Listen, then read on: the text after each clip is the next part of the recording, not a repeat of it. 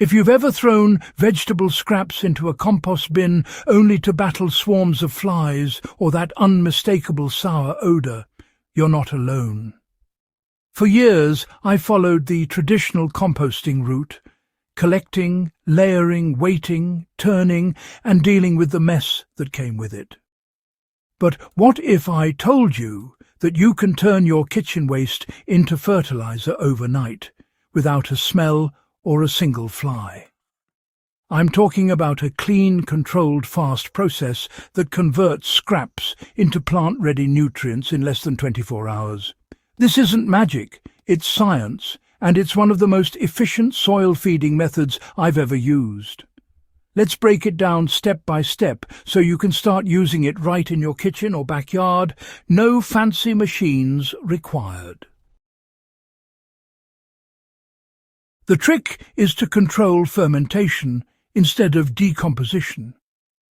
Traditional composting relies on decomposition, bacteria slowly breaking down matter with oxygen over weeks or months.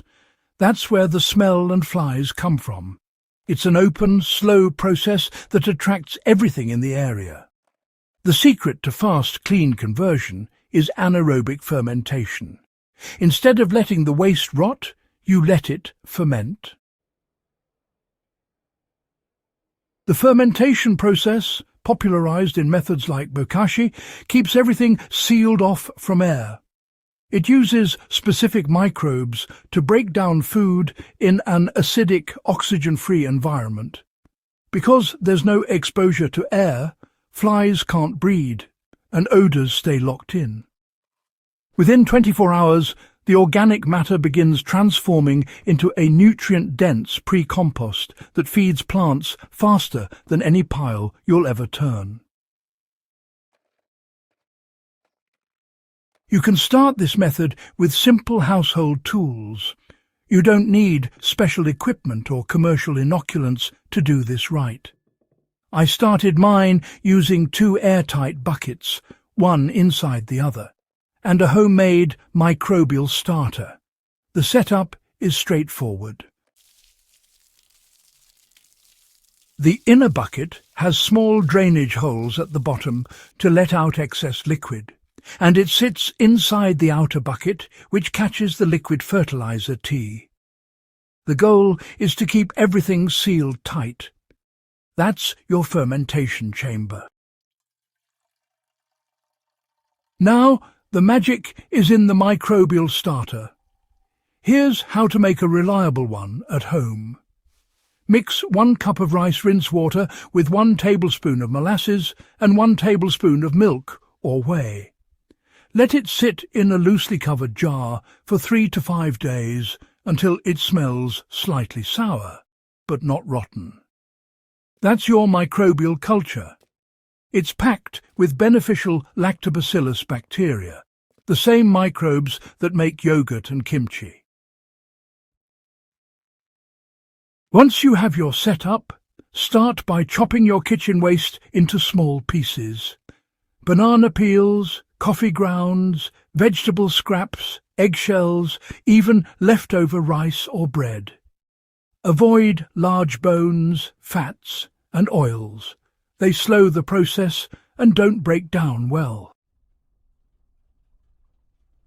So, to get started, you'll want to spread a thin layer of your waste, about 2 inches thick, into the bucket, and then, sprinkle 2 to 3 tablespoons of your microbial mix evenly across it. After that, just add a handful of bran, sawdust, or shredded paper to help soak up any excess moisture. You simply keep repeating this layering process until the bucket is full, pressing down gently as you go along. The ratio here is, roughly speaking, 1 cup of bran or absorbent material for every 4 cups of food waste. Once the bucket is full, make sure to seal it completely and leave it at room temperature for about 24 hours. During that time, the microbes get to work, fermenting the scraps rather than decomposing them. When you open it the next day, you'll notice something interesting. It doesn't stink. The smell should actually be mildly sweet and tangy, sort of like pickles or yeast. That's a sure sign that fermentation worked perfectly. During fermentation, the waste releases a small amount of liquid that collects in the lower bucket. Now, this isn't waste. It's actually one of the most potent natural fertilizers you can make. I like to call it kitchen gold. Just dilute 1 tablespoon of this liquid in 1 litre of water, and you got a microbial fertilizer that, well, jumpstarts root growth and boosts nutrient uptake instantly. Personally, I use it every week on leafy greens and container plants, and it keeps them vibrant and pest-resistant. After 24 hours of fermentation, your scraps aren't fully broken down, but they're microbially active and soft. You can now bury them directly in the soil. Just dig a shallow trench, about 6 to 8 inches deep, and dump the fermented waste in, then cover it with soil. Within a week, the material starts disappearing. Earthworms move in quickly, and decomposition continues underground, feeding soil organisms directly. There's no smell, no flies, and no surface residue. The soil in that area will become looser and darker within a month. If you're working with containers, simply bury a handful of fermented waste near the edge of the pot and cover it. The microbes will continue to work from there, enriching the root zone. If you have a small kitchen, use a 5-litre airtight container. For larger families, a 20-litre bucket setup works best. You can even rotate 2 buckets, one for collecting, one for fermenting.